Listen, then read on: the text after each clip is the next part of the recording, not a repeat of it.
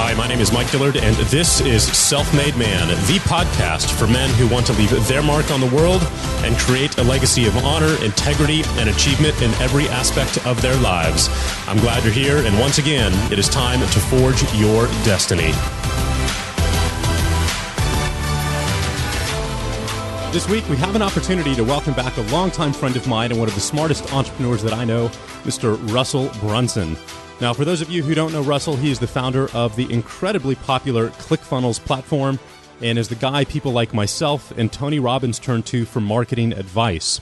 Well, over the last 18 months, Russel needed to figure out how to grow his software company, ClickFunnels, and he was faced with some pretty significant challenges. Primarily, how do you acquire new software customers profitably? And second, how do you get them to learn the system and stick with the platform over the long term? Well, he figured it out over the past year, and ClickFunnels has grown to over 40,000 active users with an average monthly membership fee of $197. If you do the math, that's about $8 million per month in recurring revenue. Absolutely astonishing. But what's most interesting is the three strategies that he's used to grow that membership and retain it. It was not by studying the latest online marketing strategies. He actually found them by studying charismatic leaders and the social dynamics used by cults, religions, and political figures in order to create movements. This was by far and away one of the most valuable and fascinating interviews that we have ever had here on Self-Made Man. I'm not going to ruin it or go into it further. This is a must-listen episode. He goes into an incredible amount of detail, and you will absolutely want to take notes. So with that being said, please help me welcome Russel Brunson. Mr. Russel Brunson, welcome back to the show, brother. Glad to have you here. Yeah, thanks for having me, man. Absolutely. So, about 2 or 3 months ago, you and I had an opportunity to go hang out with our mutual friend, Dean Graziosi, and a few other rock stars in this world. And it was essentially a one-day mastermind where we had a chance to stand up and present some of the most exciting stuff that was working for our companies and our businesses. And you got up and you gave a presentation that left everybody flabbergasted, frankly, taking pictures, scribbling notes, and dying to get a copy of essentially what was a manuscript at the time, but is now a book called Expert's Secret. So I'm super excited to have you here today to share that formula with us because it was unbelievably impressive. And after you gave the presentation, I was like, gosh, dang it, why didn't I think of that? So, yeah, welcome to the show, man. Let's dive in. Oh, that's so awesome. No, it was fun. It's cool because I think we bump into each other like once or twice a year at random things, and it's always like at a cool spot. And that was like so super fun and a fun day where we all got so many cool ideas, and it was just fun to have a chance to kind of share some of the stuff that we're working on. And I'm excited to share this with all of your men. It's gonna be awesome. So you have built just a phenomenally successful software company in the form of ClickFunnels, which is what we've based my List Grow course on now, List Grow 2.0. I don't know if you want to share some numbers as far as the membership goes and what's created that, but Expert Secrets was essentially what you discovered growing that business. Correct me if I'm wrong, but it's how do you create a huge following? How do you create a tribe and the psychology behind it? But let's start with the massive success curve that ClickFunnels has experienced over the last 36 months. Yeah. It's fun because like my first time on your show was right when ClickFunnels was kind of like starting to take off, and so it's been fun kind of looking back since then. But yeah, we as of today we I think last week passed 42,000 active members, and so that's people paying anywhere from $97 to $297 a month, and it's been like the ride of my life, like trying to keep up with it all and trying to just do all this stuff, and we're having a great time with it. And it's been interesting though because as you know, like when we launched ClickFunnels, like a couple months later, when my very first book came out, which was .com Secrets, and that book was all about like kind of like the science of this business, like how do you do funnels and structuring and all those kind of pieces, right? And I feel like that as a community of entrepreneurs, like people are starting to understand and grasp funnels and like conceptually, a lot of them like have funnels, and then I look at it and I'm like, well, conceptually, like that's right, like the structure is there, you did the science right, but as you know, like this business, there's the art and the science. There's like, okay, here's the structure of how things work, but then there's like the art, and like me and you would call it like copy or, the words or the persuasion or all the things that actually go in it. And I was like, our marketplace is getting really good at the science, but they're not making money or changing people's lives because they suck at the art of it. And the art is like the other piece. Like, how do you communicate with your audience, and how do you get people excited, and how do you get people to follow you, all those kind of things. And that's kind of was the premise of the second book, was like, okay, you guys understand that, like, let's get into this. Like, how do you communicate correctly, and how do you do it in a way that gets people to not just buy from you once, but to buy from you over and over and over again. And because when you do that, like, then this business gets so much more fun, because it's not just a transactional thing. It becomes something where you're actually serving people and legitimately trying to change their lives. And that's why, kind of the premise of why this book and how it kind of came out of, the middle of this whole ClickFunnels rollout. Yeah, absolutely. Let's go through the formula, because it was freaking genius, frankly. Cool. So a couple things to kind of preface this. So about the time I was launching ClickFunnels, I was just trying to get ideas. Like, this is my first time doing a software company. I've never done that before. I'm not a technical person. So I have geniuses who are building the software. And like, my role was like, okay, Russell, you got to sell this thing. I'm like, okay, well, I don't know how to do that. Like, I sold information, I sold supplements, but like software was kind of a new thing. And so I remember, I actually went to a network marketing event that had there was a software company. And I go to this event. There's probably 5,000 or 6,000 people. I know you've been at network marketing events before. I just wanted to kind of see like what they were doing. And I go to this event, and there's like a huge auditorium, and everyone's going crazy. And it was like 3 or 4 days long. And what was crazy is people are up there, and like they're standing on stage telling their story about the software, and like they're crying, and like they're like, all these things are happening.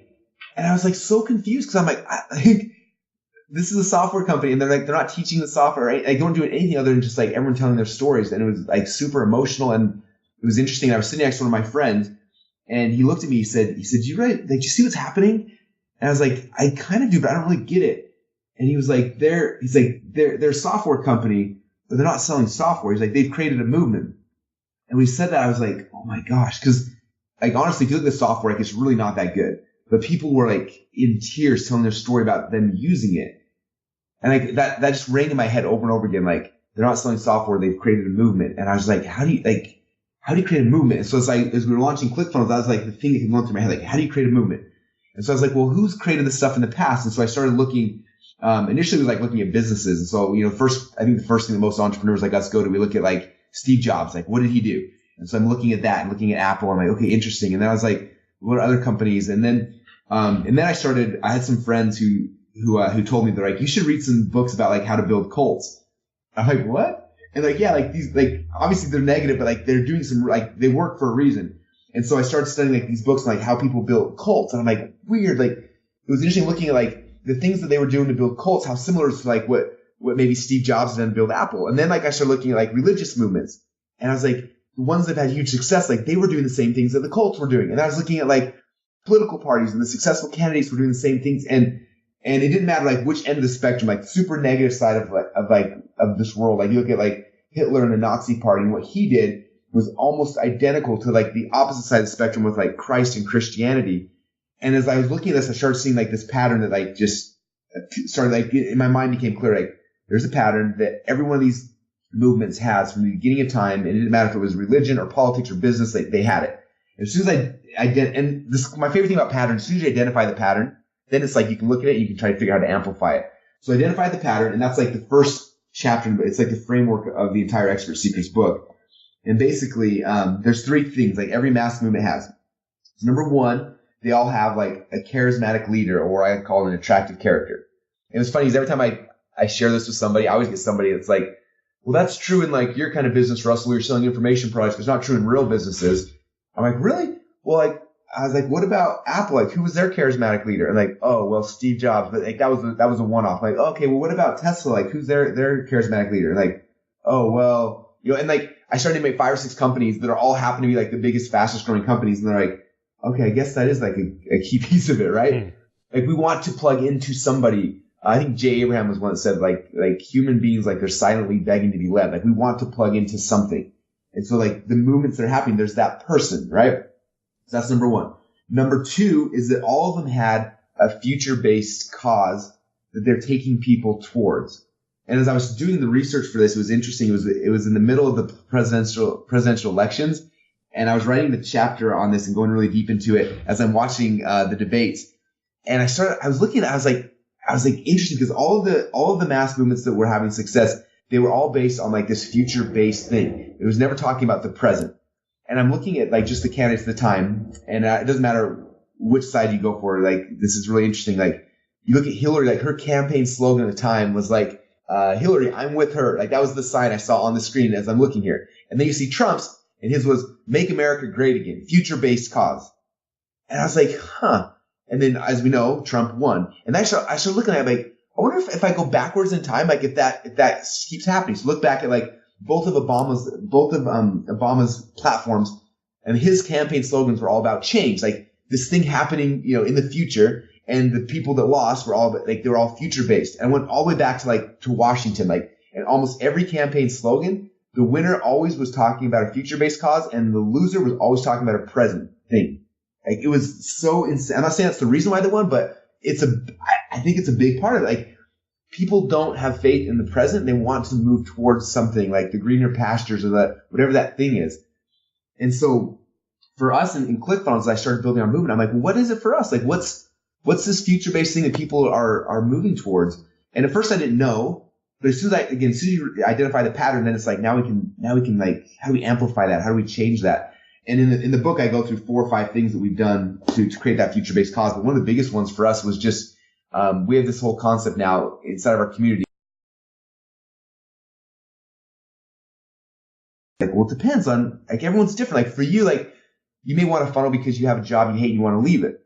And you're literally one funnel away from that. And we talk about different people that have had that thing happen to them. And then, other people, it's like, well, I'm doing my own business. I'm having fun, but I'm not having the impact I want. We're like, you're literally one funnel away from that impact. Like, you get the right funnel in place, like, you can instantly affect millions more people. And like, this is this future-based thing we're always talking about in our community. And now it's like everyone's like, I see people all the time talking about that, looking forward to that. And again, there's a bunch of things that we do in the book related to this. And what's cool about it is I tried this book not to just be theory-based, because like, I hate books that are like, here's the theory. So like, everything in here is like, here's the theory. And then it's like, here's how we did it inside of like ClickFunnels. And then you guys can just copy it. And then I'm like, oh, here's 3 or 4 other people that are in my inner circle who did it like in the weight loss market. Here's how they did it over here. And you start seeing like the pattern. Then you guys can take those ideas and just rip them off whatever business that you're in. So that was number 2. So number 1, again, is charismatic leader. Number 2 is like this future-based cause. And then number 3, and this is like the least understood and the most important, is that every one of these mass movements, they didn't offer their people like a way to improve and become better. Like, inherently, we think we want to improve, but we don't. Like, they always offered their followings a new opportunity. And so the best way to kind of describe a new opportunity is to talk about the opposite, which is an improvement offer. So an improvement is like, I'm going to help you to become better or smarter or faster. And there's a whole bunch of problems with that. Like, the one thing is like, if I'm going to give you money and pay you to help me become smarter, then I have to admit that I'm dumb. And there's this really weird like psychological struggle that we all have with that. Another interesting thing is like, if you look at the masses of the world, most people are not like ambitious, right? We think we are, but like the majority, like I would say 2 to 3% of the world is actually ambitious. And so when you're selling improvement and you're trying to get people to improve, you're selling towards people's ambitions. And so by just the default of you doing that, like 98% of the entire world, like you just shut them out because they're like, I'm not ambitious. And the problem is a lot of times us as entrepreneurs, like we are the 2% who are ambitious. And so that's how we would sell ourselves. And so we go and we try to sell ambition, and then like it doesn't convert because the masses don't want ambition. What the masses want, like everybody has desire. Very few people have ambition, but everybody has desire. And so we offer somebody a new opportunity that it plays off of that desire. Like Steve Jobs, when he came out, if you remember his keynote speeches, he didn't come out and say, hey guys, this is the deal. You've got CD players now that play 12 songs. We have a CD player now that'll play 200 songs. Because people are like, well, I already got a CD player. Like, it's an improvement. Like, that doesn't get people excited. Instead, he stood up there on stage and said, look, guys, like, the day of CDs is done. And he pulls out this little thing from his pocket. He's like, this is the iPod. There's 3,000 songs on it. Like, this is the new opportunity. Like, you can go and burn up, like, delete all your DVDs, their CDs, they're gone forever. Like, this is the new opportunity. And people went nuts. Same when he brought out the phone, right? It wasn't like, oh, we made a phone a little bit better, we improved it. It's like, no, this is the iPhone. Like, this is not a phone. This is the future. That's the big thing, is like when you're creating a movement, it's all about how you structure that initial thing that you're offering to the world. And it's got to be a new opportunity. Does that kind of make sense? Yeah, no, that's great. That's fantastic. Yeah, I'm sitting here thinking about my own businesses and, obviously how I could apply this this philosophy to it. And the big question I have goes back to the charismatic leader part. And just to kind of play devil's advocate on that, it absolutely positively works without a doubt. And in fact, it's so freaking effective that it's really hard to get away from. So, my goal moving forward is to build a business that does not rely on me or that I'm not a part of, because I don't want that dependency to be there, right? Mm-hmm. So, that's, but at the same time, you're saying like that's one of the most important parts of it and to it, and it needs to be there. And I'm like, well, what should I do? So, the dilemma. Right. I think it's really interesting, because you're right. Like, and one thing is, as I know you're aware of, is like, if you are the brand, it becomes really hard to sell as well, because like you're that person. Right. It's like you can't sell. But what's interesting, so I thought about that too with like, especially when we launched ClickFunnels, like how do I do this in a way that I could walk away in the future and it's not just me? So if you look at like, it's interesting. If you look at ClickFunnels, people associate it with me, but like I'm not on it. Like my face isn't on the page, it's not anywhere. And I've kind of positioned like me, like Russell Brunson in my mind is like, in fact, that's why I have the books and the core. Like I am a huge advocate of ClickFunnels, and I am an affiliate, and I'm this outside person. It's almost like you're the spokesperson. I'm the spokesperson, but just for people who know who I am. So what's been interesting is as I've tried really hard over the last 2.5 years I don't want to be the only person in here. Like I want to create other attractive characters in other different markets. So like if you look at right now, like in the fitness market, right? Like Bedros, Bedros, like yep. Go to a Bedros event. He goes and he is the attractive character. He's a charismatic. He's got this huge following of people. But then what's interesting is then Bedros teaches people ClickFunnels, and he brings people into ClickFunnels, and like in that world, people don't know who I am. They know who he is, and that's their connection. And we have that happening in tons of different markets. And so for me, it was strategic. I want eventually to be in the different segments of the markets we're going into, people who just not just me. It's other people who are kind of doing that, because short term, you being the main face of it is what helps it grow. Long term, I feel is having multiple faces of something. That way, if you wanted to disappear into the night, you can. And that's a big part of my whole strategy. Is why we have a certification program. We certify people. I have people out teaching and selling and doing funnels. I'm trying more and more to get as many advocates and fans and followers to become that as possible, because that takes a lot of the stress and the pressure off of me, especially something we want to sell. I want to be like, look, Russell's just one of like 300 people who are all doing this. And that's been kind of our strategy. So. Very cool. Very cool. One of the things that I've thought was really, really interesting that you guys have been doing is you put a lot of effort and work into the community building and the recognition side of this. And I don't know if I can't think of a better word than personality, but I get frequently plastic superheroes from you in the mail, and you have your ClickFunnels like affiliate platinum gold records and all of that. Walk people through some of these campaigns that you guys are using to really create community within the company. Cool. So all those things, again, it comes back to this initial framework. So they're all tied to the future-based cause. So there's a couple of cool things in there.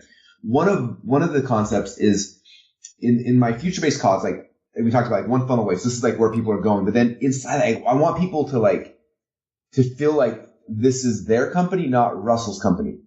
So like, how do you do that? Like, and initially I didn't know how to do that, but I just felt that like I want people thinking like this is their company. Because if it's like, oh, there's Russell's company, ClickFunnels, and no one's going to care about it. I want them to care as much as I do. So it's like, how do we get people to feel belonging in that? And so initially it was kind of a mistake. Like, we had this problem called churn, and we're like, how do we reduce churn? And so, initially just became like, we made these t-shirts just for people in the office, and they said funnel hacker on it. And like, we all loved it because it was like, we put on like, I'm a funnel hacker, and like, we always wore these shirts.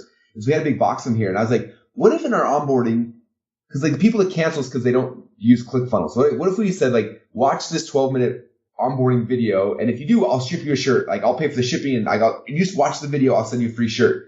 And that was kind of an experiment. So we did it. So someone signed up for ClickFunnels, and the first page is like, hey, this is Russell. Watch this 12-minute video, I'll send you a free shirt. I'll even cover the shipping.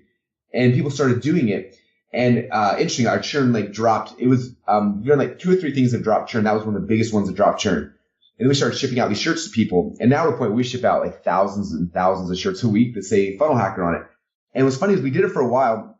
And then our the accountant side of our business came in, and they're like, we're spending so much money sending out t-shirts, like we need to stop. And it was interesting because I came back and And we were thinking about shutting the whole thing down, just stopping. And I got a weird random message in the middle of the night from some dude. And he was like, hey, I just want to let you know, like, I signed up for ClickFunnels 3 or 4 months ago. He's like, I've never logged in before, but I'm still paying the $97 a month. And I think the reason why is like, I got this really cool Funnel Hacker shirt from you. And I'm part of this Funnel Hacker, like Facebook group. And like, I feel like I'm part of something bigger than myself. So even though I don't use your software, like, I don't cancel because like, I'm a funnel hacker. And I was like, that is the most fascinating thing in the world. Like, because he felt like I am a funnel hacker. I'm part of this thing. Like, he stuck even though he wasn't using our software. And so because of that, I was like, we're letting this ride. We're going to keep sending out shirts. And so we kept doing that. And so now, like, when I go to a marketing event, it's insane. Like, I will see tons of people wearing like shirts. And again, the QR shirts, they all self-identify. So we have one that says funnel hacker, one that says I build funnels. Like, it self-identifies people with our movement. And so first time I shared that, we have a couple in my inner circle, and they're in the weight loss space. And they're like, well, how do we do that? And I was like, I don't know, how do people self-identify with you? And her name is Kaylin Poland, and her main name was Kaden Tool. And so initially she was like, her brand was Tool Time Trainer. And, because that's what it was her main name. And she was like, she loved that. But she realized, she's like, my people can't associate with that. Like, I'm a Tool Time Trainer. Like, that was her. It wasn't like her community. So she's like, I can't build a community based on my existing brand. And they were already doing multiple millions of dollars a year. And they're like, we have to change everything. So on her flight home from one of our meetings, she like was thinking, what's the name? And then for her, she's like, I'm going to shift our movement and call it Lady Boss Weight Loss. And she's like, that way people say, like, I'm a lady boss. And she got home, and the first thing she did is design shirts to say, I'm a lady boss. And then she put those out to her community, and not counting everything else they do, but just like their t-shirt line of people saying, I'm a lady boss. And they do like hundreds of thousands of dollars. Just people wanting to wear her brand. And now people are like, I'm a lady boss. I'm a lady boss. And that's cool from like a feel good standpoint. But then the actual numbers, they dropped their churn, from 38% dropped to like 26%, which is the equivalent of them was like $2.5, $3 million a year in decrease in churn by having people wear I'm a lady boss. Like, it's so dumb and weird. But like, when people start associating and being part of you and your movement and your brand, they stick and they stay longer. So that's just one kind of like, there's one tactic inside the cause. Another one that's cool is I call this in the book, I call it breaking the 4 minute mile. Like, I want my audience to be striving against future based, like moving towards something, right? And I was thinking back about like, when I got in this business, I'm sure you remember this, Mike, because we got started about the same time, but it was when John Reese did his $1 Million Day. Do you remember? Sure. I remember vividly where I was sitting, what happened when I opened the email and he said he made $1 million in a day. First guy in our industry to do it. And at the time, it's funny now, my goal at the time was to make $1,000 a month. And as I read this email that John did $1 million in 18 hours, like, I remember sitting there for like 5 minutes and just thinking like the 4 minute mile was broken. I was like, a dude just like me and you made $1 million in a day. I was like, I don't know if I can make $1 million a day, but I bet I can make $1 million in a year. It became possible for me. Just like when Roger Bannister broke the 4 minute mile, then like afterwards, like everyone did it. And I know for me, I don't know if it affected you as well, but like, I was like, John Reese made $1 million. I'm going to make $1 million. And like, within like 2 years, I made $1 million in a month. And then later I made $1 million, in a year. Later I made $1 million a month. Later I did $1 million a week. And multiple times I've done $1 million in a day. And it was because like John Reese did, so I knew I could do it. And so for us inside my community, I'm like, what's the 4 minute mile? I want all of our people striving towards something, like something that they can believe. And, you know, in our business, like you always talk about $1 million, like that's always a goal. Like I don't think it was very real for people. And so as I was thinking through this, I was like, well, what could be our 4 minute mile? And so I had Dave in our team. I was like, go back into ClickFunnels and like, let's see how many people have actually made at least $1 million in the funnel. Like, I don't know, of our 40,000 members, how many have actually made $1 million? And we found out last year, basically, there were 93 people in the first year of ClickFunnels made $1 million in the funnel. I was like, that's a lot of people. And so I was like, I want to give these people recognition, number one, but I also want to give everybody else in our community belief that they can do it. And so we got these big, huge trophies, and the huge gold record has 2 commas in it called the 2 Comma Club. In our last event, we had everyone come on stage and we gave these huge trophies that you're in the 2 Comma Club. And you saw that it was crazy. We had 1,500 people at our event, and there's a line of 93 people in this line, and each person came up and they got 2 Comma Club awards. You know, person after person after person after person. That's huge, man. That's essentially $93 million plus worth of success and revenue. And some people have like 2 or 3 awards because they've done it multiple times. And what's cool is all these people looked in there, and every single one of them, like that day, they believed that they could make $1 million in a funnel. Before that, it was like, oh, that'd be cool. But like they saw their peers, people just like they were sitting in the audience next to them. 93 of them had already done it that in the last 12 months. And it caused belief. And now like on my side, what's insane is that I'm watching my audience, and like our rate of how many people, people that are hitting 2 Comma Club is like we had 11 in the last shipments, 11 in the last like 20, 30 days have just broken it. And like it keeps like increasing the speed because we gave them belief. And so it's like when you're moving, like what is that thing? Like what are you trying to, like what's the end result people want, right? Like people come into business because they want a result. So what's that result? And then make that a tangible, real thing that they can get, and they will go crazy. Like as soon as they believe they can do it, they can do it. But they have to believe. And so when you make it real, like that's the key. We did it with the 2 Comma Club Award. I tell you what, man, that has been one of the most amazing things that it's interesting. If you ask anyone at our event, like, what's your goal? In our community, like, what's your goal? Like the 2 Comma Club. I'm going to be the 2 Comma Club. Like that's what they want, and they all believe it now. And like, it's insane. It's That's cool. awesome, man. Super cool. Super cool. What other parts are in the book, that you can share with folks? So after we kind of get through like the initial framework, right? Here's how mass movement's been built. And then like, I kind of go through again, like kind of what we did right now. I walk through like the specific things that we did to try to accomplish that. Then like the next phase of this is like, okay, now we got people listening to us, and we have our own products which we're trying to sell, but like, how do we sell people? Like, how do we get people to buy stuff from us? And, it's interesting, like when I got started, and you know, Mike, when you and I were first students, like everyone was talking about copywriting, right? Like how do you write good copy, and studying headlines and like all that kind of stuff. And so like I spent 10 years doing that. It's interesting because I mean, that stuff works at a transactional level. Like it can get people to convert and to buy. But what I found is I've been doing this stuff is like the best copywriting is just really, really good storytelling. And it's like, so how do you tell a story in the right way that'll get somebody to believe something? And so as you guys go into the book, like, I have this concept. There's a chapter here called the Epiphany Bridge, and it's kind of the foundation for everything. Like if you look at how most people sell stuff, and the first time I think I had this, I was actually, I built a funnel for this one network marketing company, and they gave me some equity in the company for doing it, which was really cool. And then they wanted me to come speak at one of their events. And so to their leadership team or whatever. So I came out to speak to the leadership team, and as I get to the hotel, I walk in, and like, I love the network marketing industry, like amazing people, but amazing people who I don't feel like often have the tools they need to actually get people to buy their products. So I walk in this room, and it's a weight loss company, and everyone's got, you know, spandex on, they got their t-shirts, and like, and they're like so excited, right? And I'm watching in the lobby, and I'm seeing these people run around, and I remember there's like all of them had the same t-shirt on. It was like, ketones are greater than glucose, which is like super like if I hadn't written a pitch video, horrible shirt. Oh yeah, if I hadn't written a pitch video for this thing, I would like, what are they talking about? Yeah. Right? I didn't know what those words even meant, either of them. Right. And they're running around, and I'm watching these people like, and they're seeing people in the lobby, and they're running up to them, and they're like, blah, and they're like spewing out like these big old technical words like ketones and glucose and beta hydroxybutyrate salts, and like, and I'm watching this, and I'm like watching these poor little like prospects like freak out and run away from these guys, right? And I'm kind of laughing.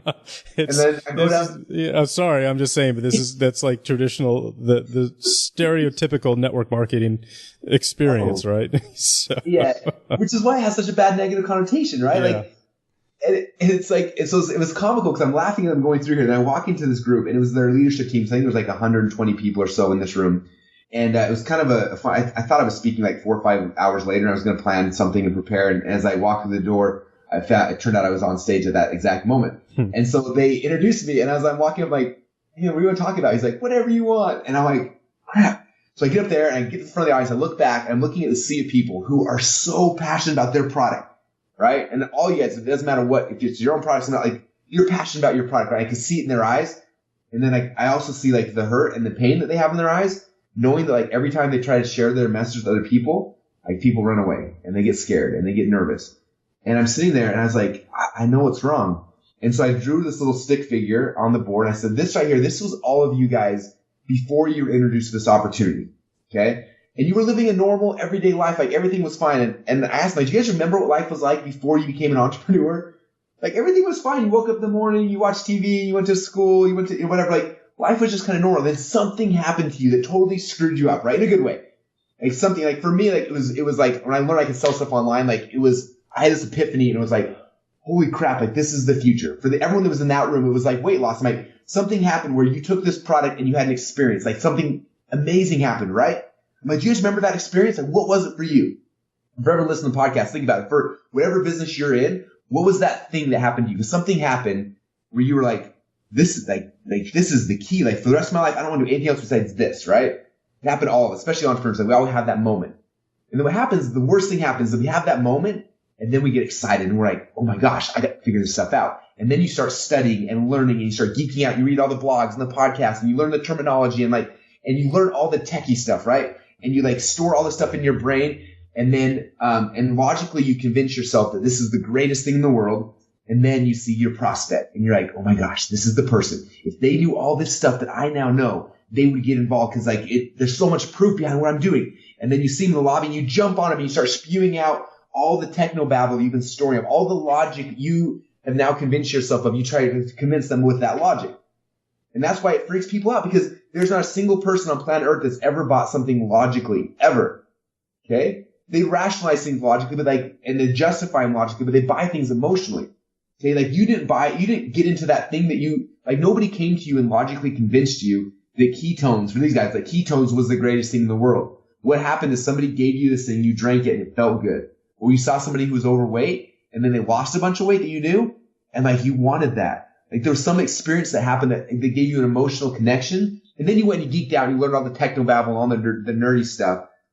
And I went back and said, like, for you guys to understand, like, if you want to sell people, you have to stop using the techno babble. You have to stop trying to logically convince people. All you have to do is go back into your timeline and remember what it was that gave you that emotional experience, that epiphany that you had that got you excited. And then your job as a marketer is just to find people and tell them that story. And if you tell them the story in the right way, what's cool is that people, if you do it right, they will have the same epiphany that you had. You know, I want to make sure I explain this right because the first time I explained this, I saw people coming, they started going like, let me tell you the epiphany I had. And they go and they try to shove this thing. And like, that's when I realized that funnels are the greatest thing in the world. That's when I realized that keto, you know, whatever that thing is for you. And it's like, if you tell them the answer, then it's not very strong because they feel like it was forced upon them. You have to tell a story in a way where they have the epiphany. Okay. So an example of that, at the second Funnel Hacking Live event that we did, Marcus Lemonis, who is the TV show The Prophet, he was our keynote speaker. And I just think he's the coolest guy in the whole world. So in the speaker contract, I was like, you have to spend 30 minutes with Russell before you speak so he can prep you on the event. But I just really want to hang out with him. Like that was my goal, right? So the contract said that. So I had this 30-minute window before he spoke. And so he comes into this little room he had set up, and he came in and he looked kind of confused. He's like, I thought I was coming to like a website building conference or something. He's like, I'm like, yeah, it's called, we're called ClickFunnels. He's like, why is everyone outside going so crazy? Like these guys are jumping around screaming. I'm like, oh, well, like it's kind of like we're really passionate about this whole thing. Like, you know, and he's okay. So what is a funnel? What's a ClickFunnel? I don't understand. And so instantly, of course, I slip into technobabble mode. And I'm like, well, you know, you set up a funnel and like you try to increase the average cart value. And like, he's looking at me like, I got no idea what you're talking about. And I'm like, oh crap, I'm doing technobabble. And I stepped back and I was like, well, let me explain to you kind of my story. I told a really quick story about like why I did funnels. And I didn't tell him like, and that's when I realized every business needs a funnel, Marcus. I just told him my story and then Marcus sat there thinking for a second. He's like, huh. So he's deep in thought and he's like, so every business needs a funnel. I was like, yeah. He's like, what about Camping World? Like, what would you do there? And I told him, he's like, what about Sweet Peas? What about, and he asked me 4 or 5 different companies that are in his portfolio. And he's like, huh, every business needs a funnel. So he had the epiphany. And then his next thing was like, do you want to be on the show? I was like, heck yeah. But it was because he had the epiphany. So I told a story in a way that set up the environment so that he had the same epiphany that I had. And that's the key.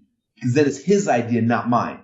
And then what happens after he has the epiphany, he'll go out and like logically convince himself and his staff and his team that it's the greatest thing in the world.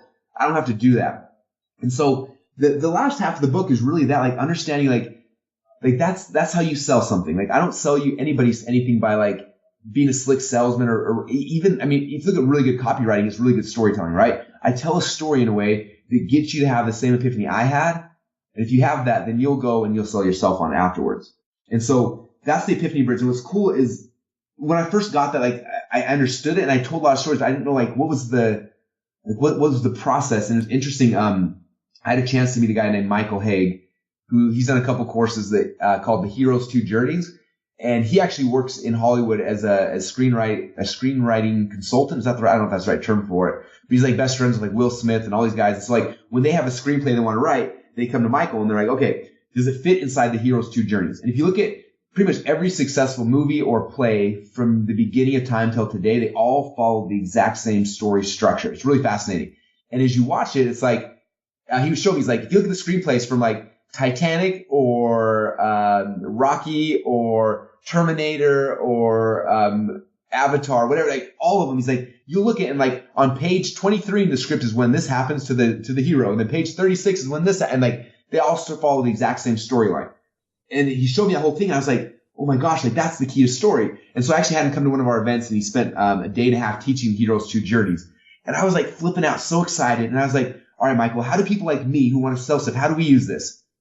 And he's like, I don't know. I'm like, really?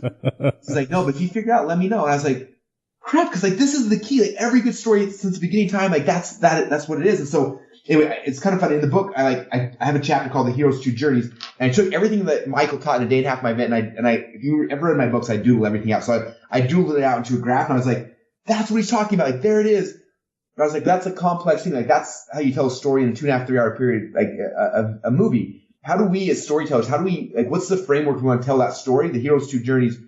Well, sometimes we may have 2 minutes. We have a Facebook Live and we got 2 minutes we can tell a story. Or maybe I got a webinar, I got 90 minutes. Like how do we do that? How do we create a script and a process that ebbs and flows in the format we need?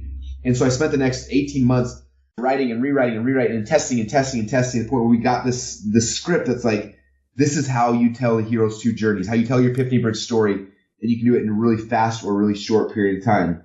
And so if you guys get the book, hopefully you do, but if you get the book, and you go to secret number 8, which is page 114, there's some doodles that kind of take you through, like, here's the Hero's Two Journeys. Then on page 115, there's basically 8 questions. And if you just answer these 8 questions, you tell a story that has all of the story structure you need to tell the story the right way. And I don't know if we have time to go into it or not, but that's the script. I have this on my desk, and I probably tell 200 stories a day between my podcast and my interviews, like all the stuff. And I just follow this script over and over and over again. Yeah, let's dive in. We've got about 15, 20 minutes left. Let's go for it. Oh, cool. All right. And one caveat before you go into it, so this will work for you. Like, let's say you're going to do a Facebook Live and promote something, or a webinar, or whatever, or you're telling a story, or you're at an event. Like, it works, but like, I'm going to show you one cool thing. So just to just get the wheels in your head spinning, how else you can use this before we dive into it. So, Kaylin, who's the Lady Boss Weight Loss I was talking about earlier. So after we gave her the script, she like mastered it. They did a webinar with this process, and actually it wasn't a webinar, it was a Facebook Live for doing this process. And they did the Facebook Live, did really well, and they started promoting ads to it. And the first 30 days, that Facebook Live made over $1 million in the weight loss market, selling a $150 product. Like, it's insane. They're getting 500 women a day consistently signed up by them telling the story through this process. But what was interesting, so she's a younger girl, and if you look at her, she lifts weights, she has nose rings, she's got tattoos, and there's a demographic that relate to her. But she knew this. She's like, there's a demographic that don't relate to me. Like mothers and moms don't come to me right now. I'm getting all the younger women coming, but moms aren't. And she's like, how do I connect with that audience? And she didn't know how to do it. So what she did is she set up like a form on a website, and she took these 8 questions. I'm going to walk through with you guys right here. And she said, okay, question number 1, what's your backstory that gives us the best interesting journey? Number 2, what's your design? And she goes through the whole thing. And then she went to all the moms in her program and said, I would love to interview you live on a Facebook Live. Can you guys go and fill out this questionnaire so I know your story? And so all these women went and they told their entire story through this script I'm going to give you guys, like wrote it out. And then she printed it out and she had the entire script written in a perfect way. And then she just interviewed and said, okay, my first question for you is this. And she did it on a Facebook Live, and she started interviewing all these moms, getting their story that fit into this script. And anyway, it's insane. Like, her business did that, and like now she is killing it in the mom markets. She has moms telling their story through this thing. And so like, we use this now for testimonials. We use this now for our own, like, there's not a day that I don't use this probably 30 or 40 times in everything we're doing. So anyway, this will become like, I think like the most valuable tool that you guys could, anyway, but you get nothing else from this. Just print out page 115. It's that good for you guys. I'm just going to say, hopefully it's clear by now that this is one of the single most valuable books on the planet for entrepreneurs. What you've put together here, brother. I'm just unbelievably shocked that you somehow find the time to dive in down these rabbit holes so deep and freaking write a book about it while running a $30 million, $40 million a year business right now. So yeah, I don't know how you do it, man, but thank you. It's freaking awesome. Oh, that's cool. No, it's just so much fun. It makes it hard to sleep at night because I get so excited. Anyway, hope you guys hear my excitement. That's how excited I am. That's sweet, brother. Okay, so I'll walk you guys through the script. So the way it works is every good story starts with a backstory, right? And the reason why is because the audience needs to connect. They need to have a vested interest in your journey, or else they're not going to care what happens, right? Think about every good movie. It starts with the building relationship with the character, right? I just watched with my kids. We just watched all the Lord of the Rings movies recently, right? So Frodo is in the Shire, in his home, and there's this time where we're connecting with Frodo before he leaves on his journey, right? Rocky, there's a time we're connecting with Rocky before he goes on his journey. If we don't connect with him up front, then we don't care about his journey. So the beginning is like the backstory where you are sharing your backstory with your audience. Also because a lot of us as entrepreneurs, like we love sharing our highlight reel because it makes us feel good. But people see your highlight reel, how great you are, and guess what they don't care about? You, because you don't relate to them. So we come back initially to the backstory where you are in the same spot that they were at, because now they can build rapport. And if they connect with you there, then they have vested interest in your story and in your journey, and they actually care. So the first question here is like, what is your backstory that gives us a vested interest in your journey? So you tell them like, yeah, so I was 19 years old, blah, blah, blah. You tell your backstory. Okay. And then inside your backstory, the next question here is your desires. Like, what was it that you wanted to accomplish? Okay. And in every movie, like the hero wants to accomplish something. Frodo wanted to destroy the ring. Rocky Balboa wanted to be Apollo Creed. Lightning McQueen wanted to win the Piston Cup. Like there's this thing that they want, right? And so there's always like this thing that we want to accomplish. And then inside that, there's two sub questions. So number one is like, what was the external struggle you're dealing with? What's the external thing you wanted to get? And most people are willing to share this, right? Like, I wanted to make money. I wanted to lose weight. I wanted to diversify my portfolio. I wanted to, like, whatever your business is, right? Like, there's this external result that you wanted. And most people are willing to share. She usually share like, yeah, so I got in this business because like I wanted to make some extra money. And people are like, oh, cool, they relate to that. But then the second piece here is the key to like emotional storytelling. Second one is, what was the internal struggle you were dealing with? What was the internal thing you wanted? See, I wanted to make money, but that wasn't the real reason why I wanted. Like, I may have thought that was the reason, but what was the real reason that I went on this journey? Okay, so I started thinking about it, and I'm like, okay, well, and the way you get to like what your internal is, you ask why like 50 times. Like, why do you want to make money? Well, because like that'd be awesome. Have some extra money. I can hang out with my wife and I can go on dates or something. That'd be awesome. Okay, well, why do you want to do that? Well, because if I spend more time with my wife, then she's going to like me more. That'd be pretty cool. Cool. Then why? Why do you care about that? Well, and you keep going deeper and deeper and deeper until you get to like the actual raw emotion of like, why you actually want this? And usually people want things. It's not like people don't want to lose weight because they want to lose weight. They want to lose weight because last week they were going to church and they put their belt on and like it was so tight, it felt uncomfortable. And like they were looking at their kids and they're like, how are my kids going to respect me if I can't even, like that's the real reason. That's the internal desires you had is like you want to lose weight so you can be with your kids or so your spouse will love you or so your parents will be impressed with or whatever that is for you. And so during this backstory, I'm sharing my external desire, but I'm also sharing like the internal things that I really wanted.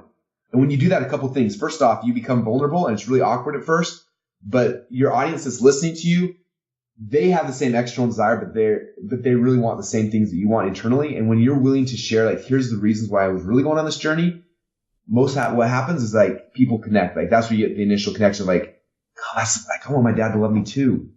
That's the real reason. Like that, like money's cool, but like I just want time to be with my family. Well, and I don't mean to interrupt you too, Russell, here, but I think it's unbelievably important because there's so few people who are willing to be vulnerable like that it instantly takes down their levels of skepticism to like, wow, Russell's willing to share that kind of personal stuff with me. And I just think that's super important too.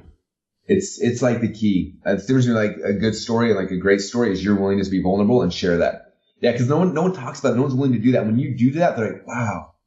And you're different. You're totally different than anybody else they've ever met. Yeah. All right, cool. So we got backstory, then we talk about desires, external and the internal. And by the way, if you look at the hero's two journeys, like every hero leaves with an external goal, right? Like and we call these two things. One's the journey of achievement. So Rocky Balboa wanted to achieve something, wanted to beat Apollo Creed. Then there's the journey of transformation. And like the second journey, the hero's journey, is like the invisible one that we don't see, but it's the one we care about at the end, right? Lightning McQueen did not win the Piston Cup in part one. He failed his journey of achievement. But the second journey, which is this internal struggle, is like he got friends. He became someone better, right?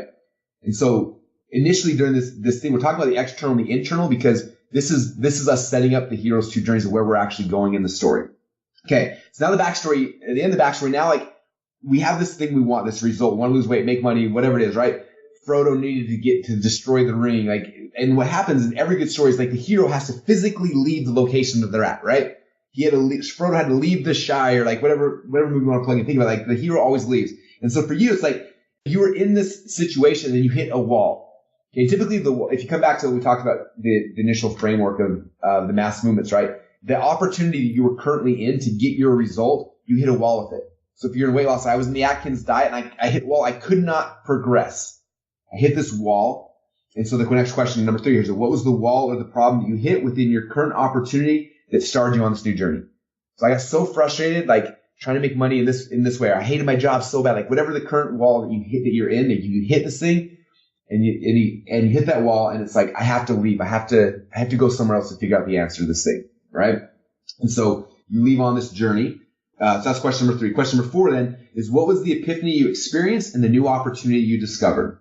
Okay, so again, this is tying back to the new opportunity we talked about in the very beginning of this call, which is vast movement. Like, okay, so I went on this journey and I started what it was like for Dave Asprey. It's like I went up in the mountains and I drank this yak butter and all of a sudden I felt good. Like and I had this epiphany. Oh my gosh, like fat's going to make me actually lose weight or actually make me feel better, right? So the epiphany you had, this goes back to the epiphany bridge, we talked about everything like that. The epiphany and the new opportunity.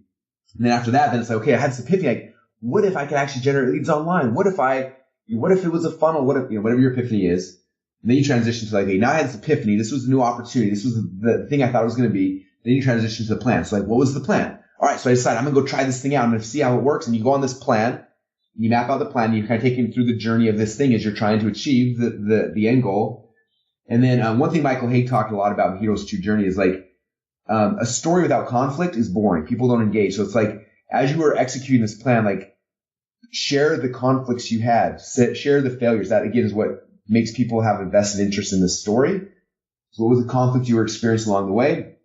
And then the end of it, now here's where the Hero's Two Journeys break off. So now it's like, what was the journey of achievement? What was your end result? So like, I achieved that. Actually, I was able to finally quit my job and have that thing. I was finally able to lose like 30 pounds. Like, you achieved the external goal, but then the one people care about is the number 8 is the journey of transformation. What was the transformation you experienced? So not only did I achieve my goal, lost a lot of weight, but the coolest thing is like, the next week I went with my daughter and I went to her soccer game, and after the game, I went out and actually played soccer with her.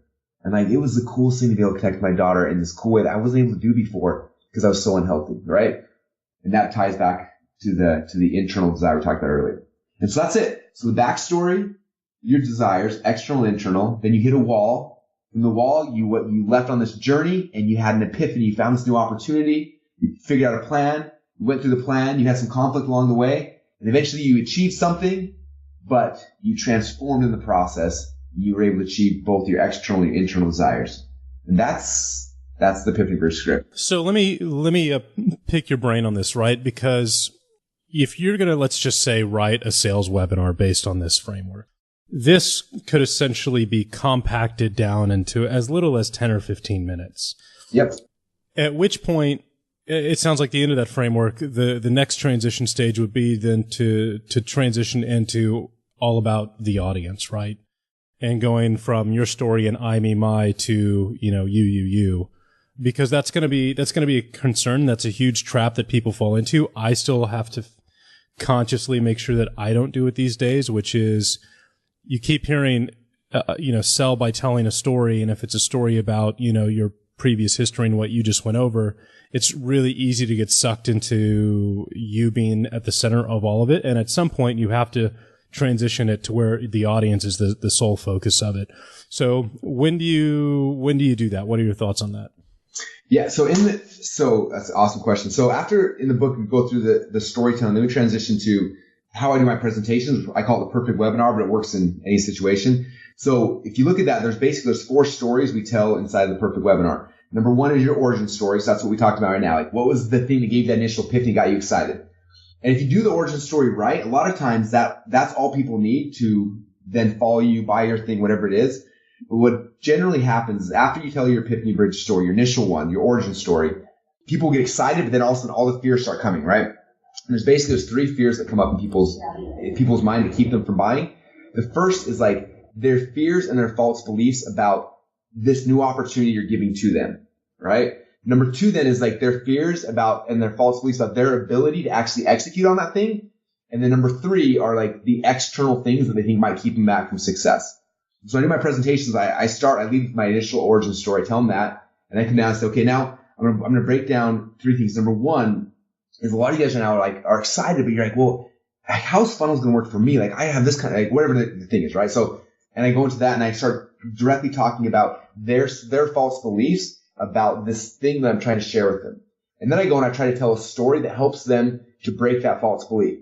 And sometimes it's a story about me, sometimes it's about somebody else, sometimes it's about, but I'm telling a story that's hopefully going to trump their belief. And so, one of the exercises you'll do in the book is I have you build out an inventory of stories that you're going to be using through these presentations. But what's cool about it is, if you look at the process, the first question I ask is like, okay, what's the false belief that your customer has? And so I'm going to use network marketing as kind of a fun and easy one in this situation. So let's say like you approach them with network marketing opportunity. What's the false belief they have initially? It's like, oh, well, I can't join network marketing because if I do, my friends and my family members are going to hate me.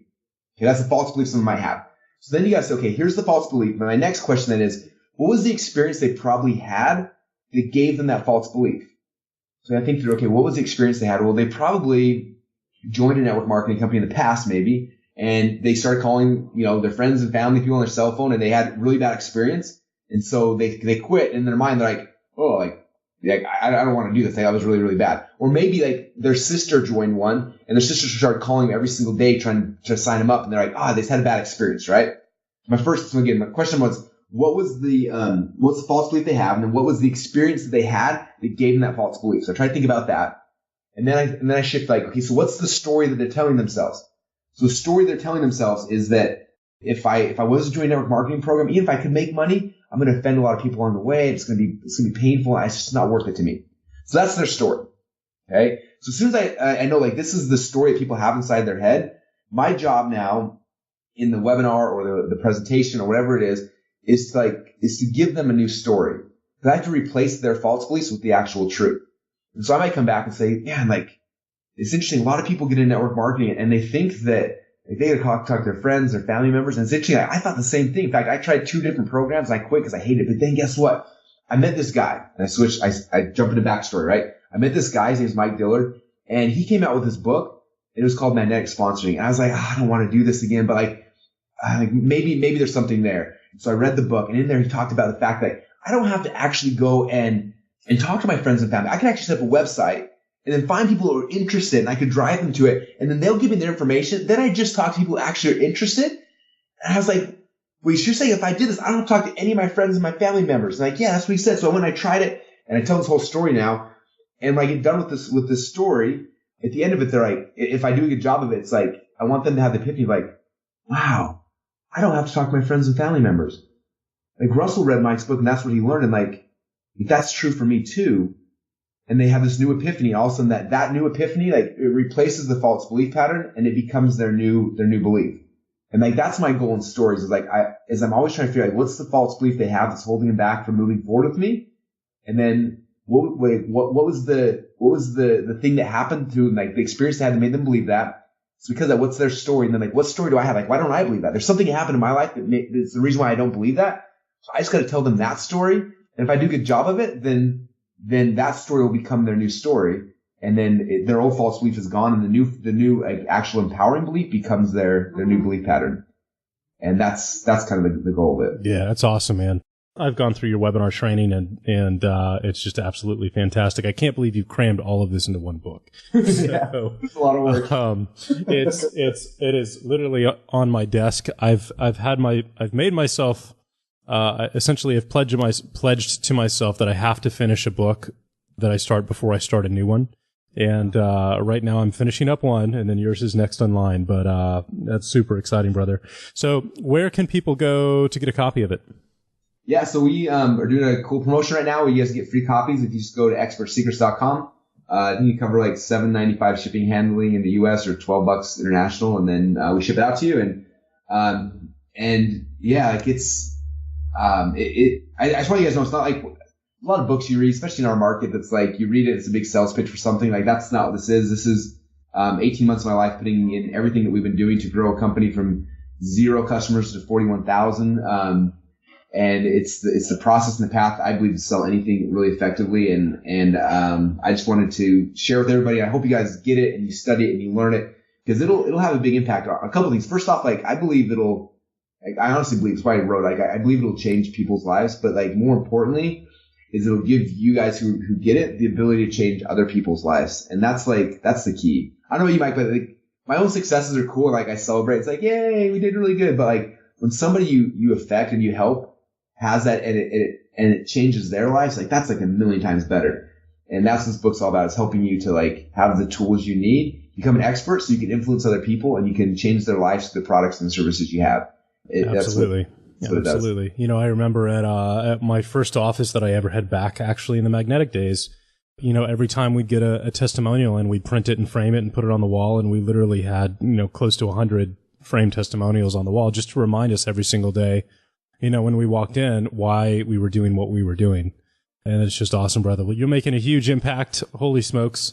Last event, 93, you know, new millionaires, frankly, walking across your stage, which is just amazing, brother. So thank you so much. I can personally say this is definitely one of the most valuable episodes we've ever had on the podcast, out of, you know, getting close to 200 now. And I think our audience is going to agree with that as well. So thank you so much for the time. Guys, go get a copy of Expert Secrets at expertsecrets.com. Go check out ClickFunnels. You know, we're using that for a lot of our marketing funnels these days as well. I've based the entire List Grow course off of the platform because it's so much easier to use than what we had previously, you know, featured in List Grow 1. So, Russell, thank you, man. This is awesome, and I can't wait to see you in a couple weeks out in Vegas. Yeah, man, thanks for having me. I appreciate you, and I love what you're doing, man. I appreciate everything you're doing, and looking forward to hanging out again soon. Absolutely, brother. Thank you so much, and thank you all for listening. We'll see you next week.